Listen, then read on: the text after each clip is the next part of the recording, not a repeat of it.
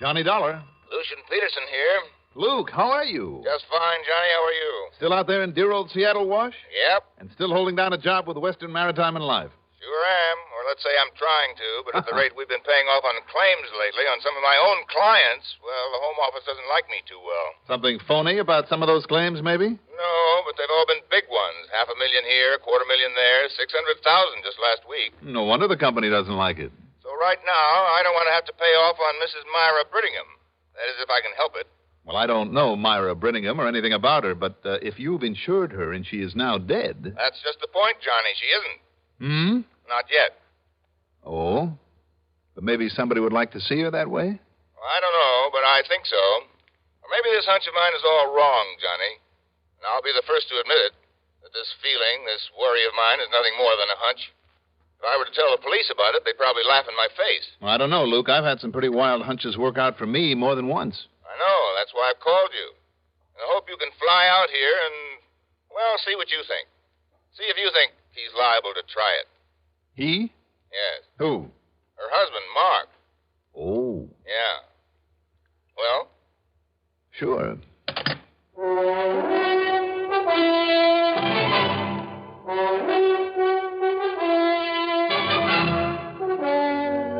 The CBS Radio Network brings you Mandel Kramer in the exciting adventures of the man with the action-packed expense account, America's fabulous freelance insurance investigator. Yours truly, Johnny Dollar.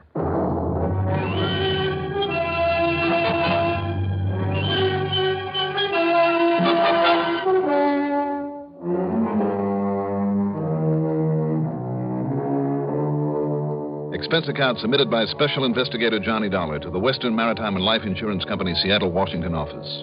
Following is an account of expenses incurred during my investigation of the Chuckanut matter.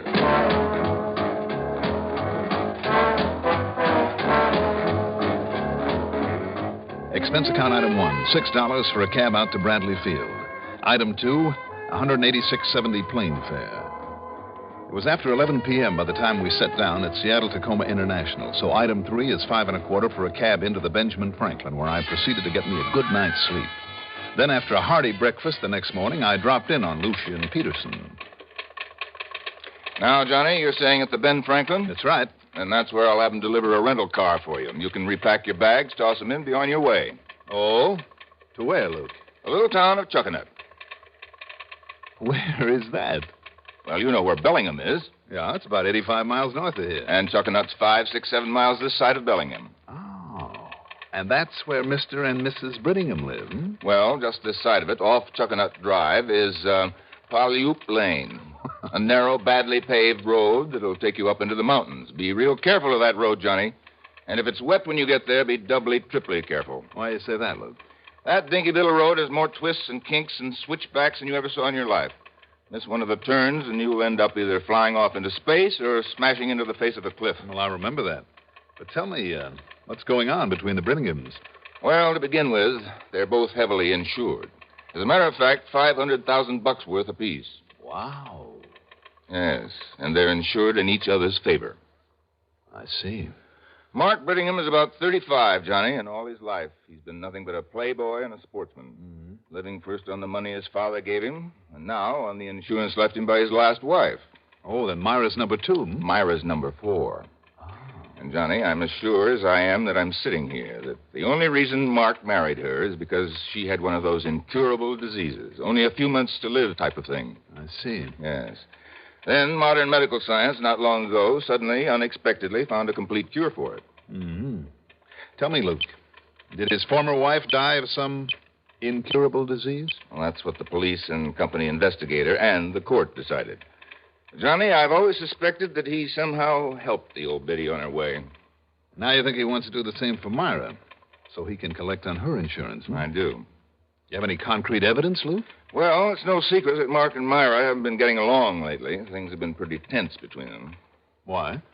Well, Myra's 5 or 6 years older than he is. Still a very attractive woman, Johnny, believe me. But she's older than he is. Mm-hmm. Also, that woman has more expensive taste than anyone I've ever known. In other words, instead of dying off like he thought she would and leaving him a lot of money, all she does is spend it for him. I see. So instead of having plenty of dough for the racetracks and nightclubs and parties and so on, he's having to reef in his sails. And the only way he can ever get together a sizable hunk again is by having her dead. Well, you think he'd go so far as to kill her? If he can get away with it, yes. Because evidence to the contrary notwithstanding, Johnny, I still think that's what happened to the last one. Well, if he should, he'd never collect the insurance. If we could prove it. Well, yes. Well, what am I supposed to do, Luke? Go up there and scare him out of it? Why not? That's a new one. I know. As I told you on the phone, this is really all just a hunch on my part. But I think it has a pretty solid basis. Look, suppose you go up there. Just see him on the pretense you're interested in buying that property. Oh, is it for sale? Well, he wants to sell it to raise some of that green stuff he loves so much and that he's rapidly running out of. To spend a couple of hours talking about their house and property. Now, listen, Johnny. And then just let it slip out who and what you really are. What? Sure. If that doesn't convince him he's under suspicion, make him change his mind about trying anything, I'll eat my hat. Will you do it? Okay, Luke. As long as you're paying the bill. Good. But I still don't think that you have any real... Well, we'll see.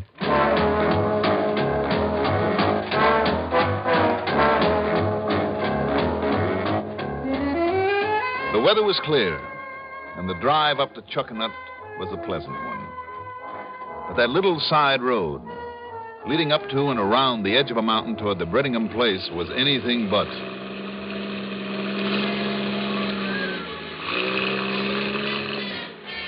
A couple of times, on an outside turn on that tortuous, narrow asphalt, I could catch a glimpse of the house, far above and nestled in among the trees. But most of the time, I was too busy watching the road, until suddenly, as I rounded a particularly sharp, tight outside turn... Whoop! Hey, watch it there! Directly in front of me was a police car. In front of that, smashed head-on into the face of a cliff, was one of the new compacts, the whole front end of it bashed in. Well, now, mister, who might you be?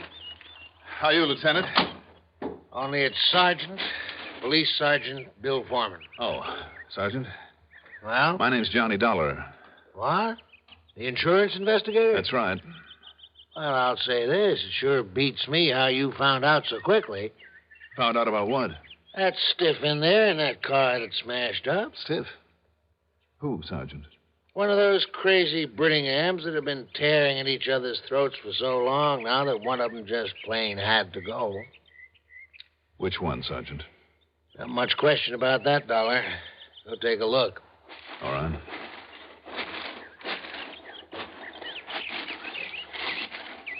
Yeah, Dollar, that's Mr. Mark Brittingham. What's left of him. Mr. Brittingham? Hey, you sound surprised. Yeah, I am. You know him? No. Oh, his wife, then? No, Sergeant. I never met either of them. How did you find out about the accident? I got a call from his wife, Myra. Said Mark's been away for a while. He wouldn't be back until sometime early in the week, so she was all alone. Yeah?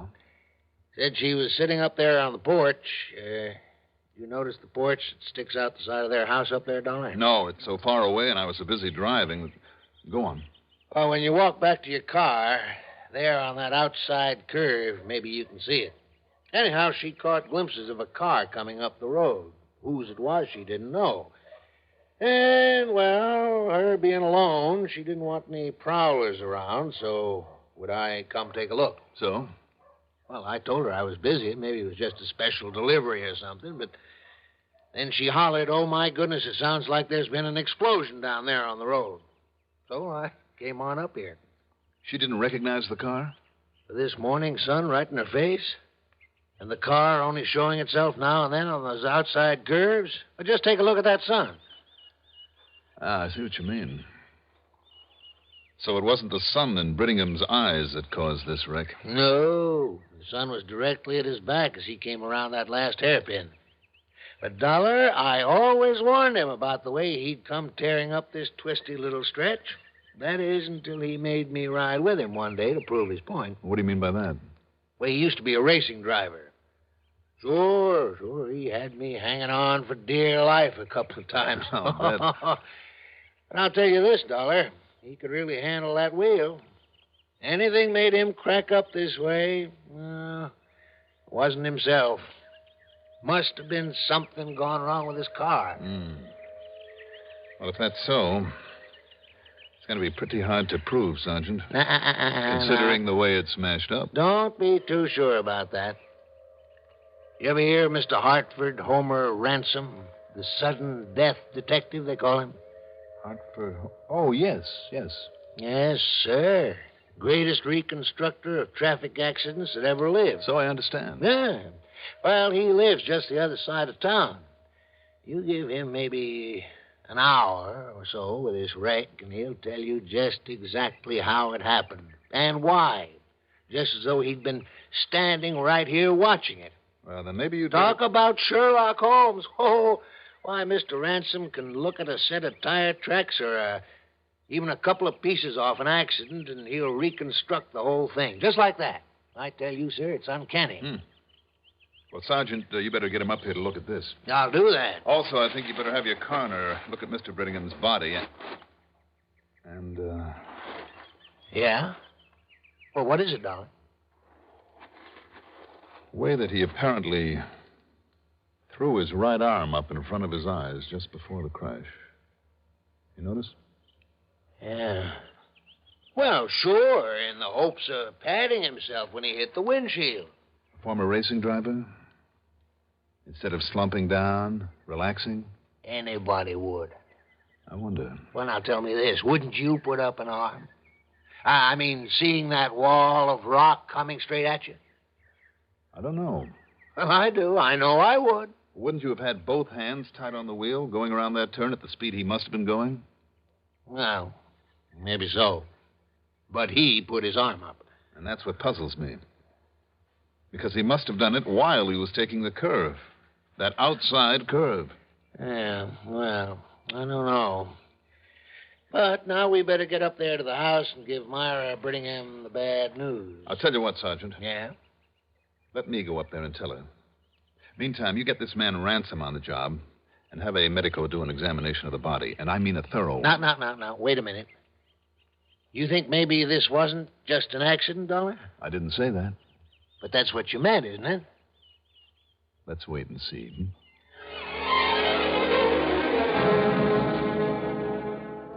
The Brittingham place, built there on the side of a mountain among the trees, was quite an establishment. New, modern, and very expensive. As for Mrs. Brittingham, Myra, well, Lucian had said she was about 40. She didn't look it.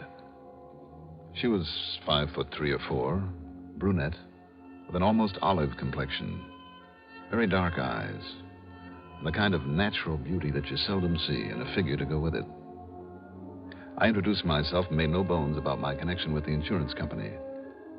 Before I could tell her why I was there, she led me out onto the little porch where, looking out against the sun, I could see occasional spots on the road I'd just driven up. And then, calmly and with a self-control that I hadn't expected.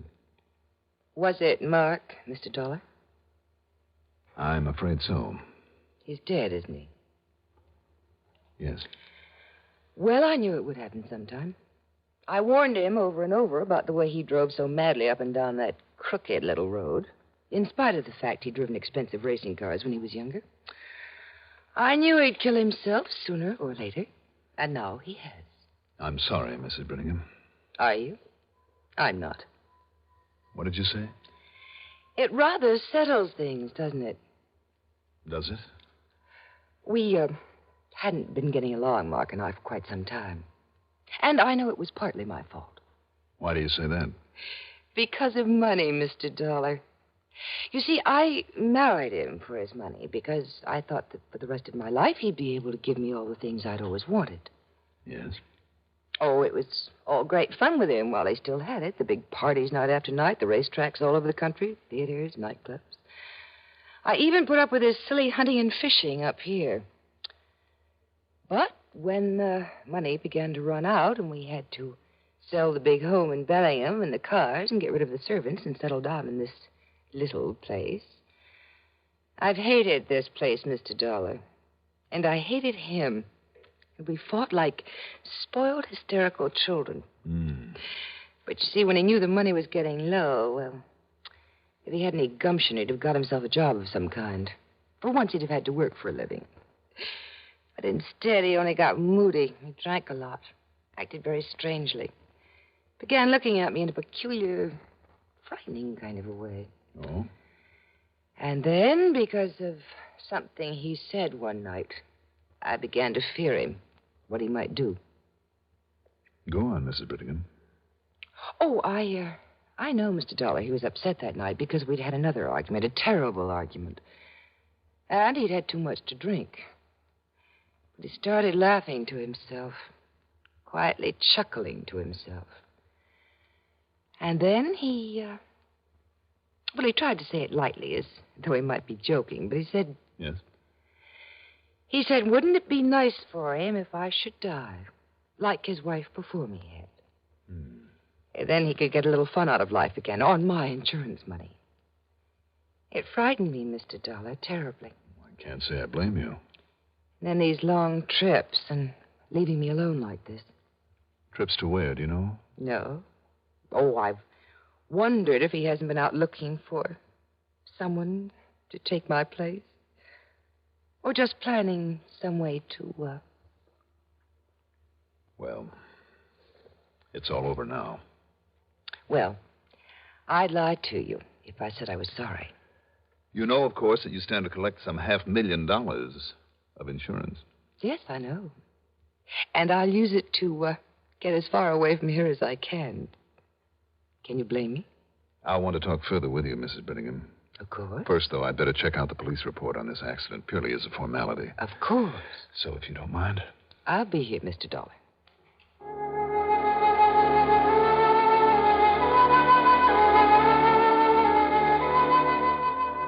Why paint herself so black to me? To impress me with her honesty? So I'd dismiss any thought that she might have somehow had something to do with the accident?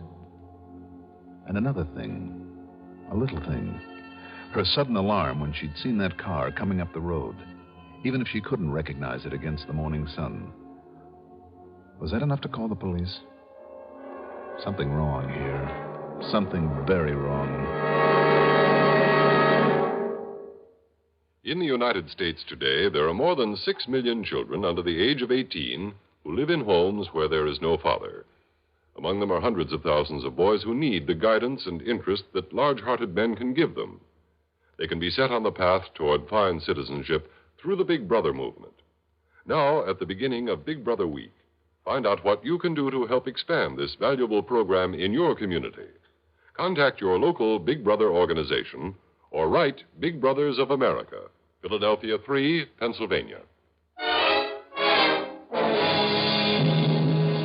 It was early the next morning at police headquarters that I met with Sergeant Foreman, Dr. Hugo Bascom, the coroner, and with Mr. Hartford Homer Ransom, who knows more about the basic laws of inertia, matter, and motion than anyone I've ever seen. He can read a set of tire marks like an expert tracker reads a trail, and more important, he's an expert on human reaction times.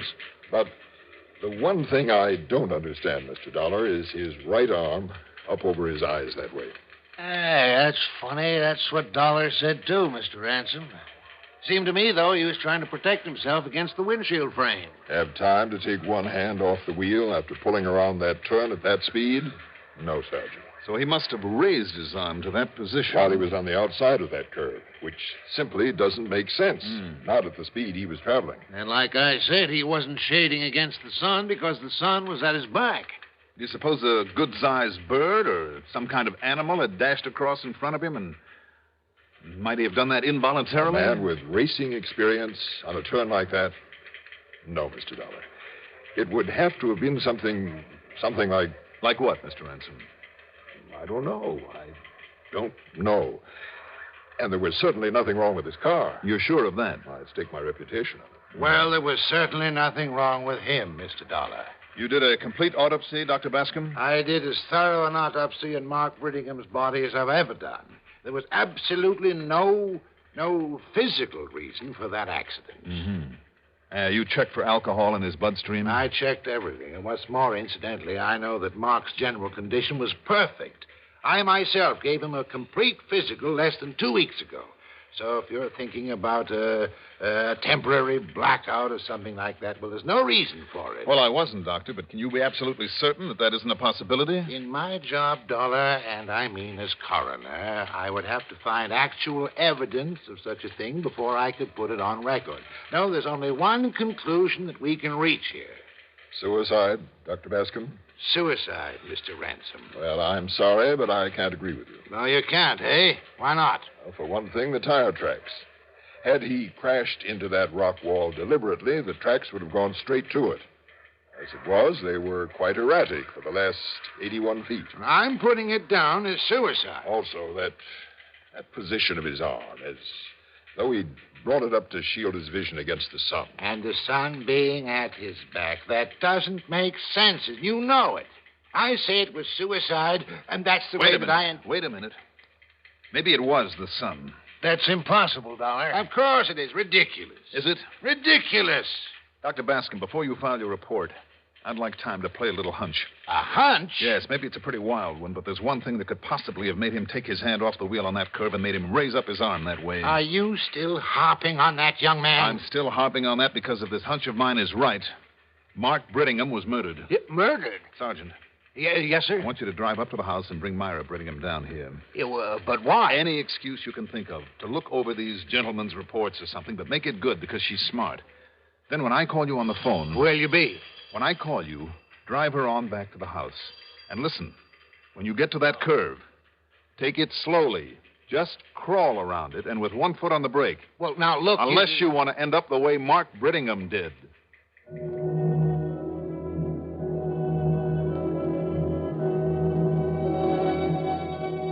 When the sergeant got her away from there, I went over that house top to bottom. Sure, there were mirrors on the bedroom walls, big, clumsy ones, a couple of hand mirrors, too, on her dressing table. But the kind I was looking for would be in among her husband's fishing and hunting equipment. I found the survival kit, all right, and in it were the usual, the water-purifying pills, some iodine, salves, bandages, a couple of cans of sea ration. But the little mirror was missing. I mean the kind that's used for signaling. A small, clear, oblong mirror with a hole in the center. By facing the sun and peering through that hole, you can aim it. You can focus the full rays of the sun on anything up to a mile away. And then I found it, tucked between the pages of a book on a table out on the porch, where she practiced with it and then used it as a murder weapon. I called Sergeant Foreman and told him to drive on up the hill, but slowly. And then as he poked his car around that crucial curve, as I aimed the mirror to reflect the blinding rays of the sun full into his windshield, well, fortunately, he was able to stop before losing control. He waited there until I drove down to meet them. Then... No, she hasn't said a word, Dollar, since I jammed on the brakes and raised up my arm to cut off that glare you shot down here. I see. Well, Myra? How did you know? How did you know that's the way I killed him? I didn't. It was purely a hunch, I guess, but it looks like it paid off, doesn't it? $500,000? That's a nice round figure. A lot of money. But don't they ever learn that even millions aren't enough to murder for? Expense account total? Oh, call it a nice round figure, like, say, $391.18. Yours truly, Johnny Dollar.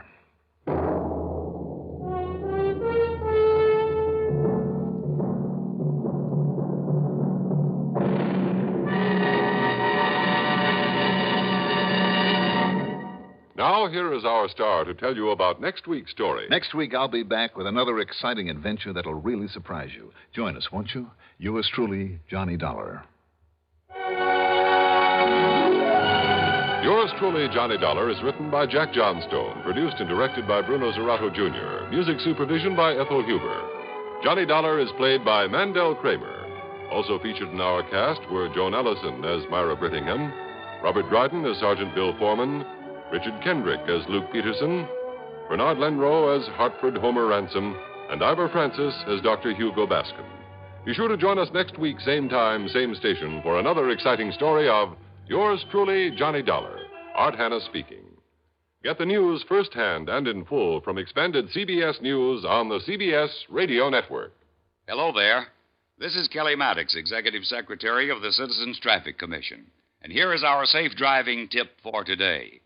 You know, there's a lot of confusion on the part of motorists and pedestrians as to what a flashing red light means.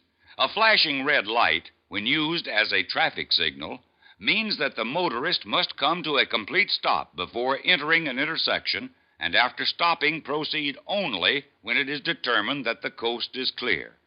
This same rule applies to pedestrians. The Citizens Traffic Commission would like to impress on all motorists that they must stop their car when the traffic signal shows a flashing red light.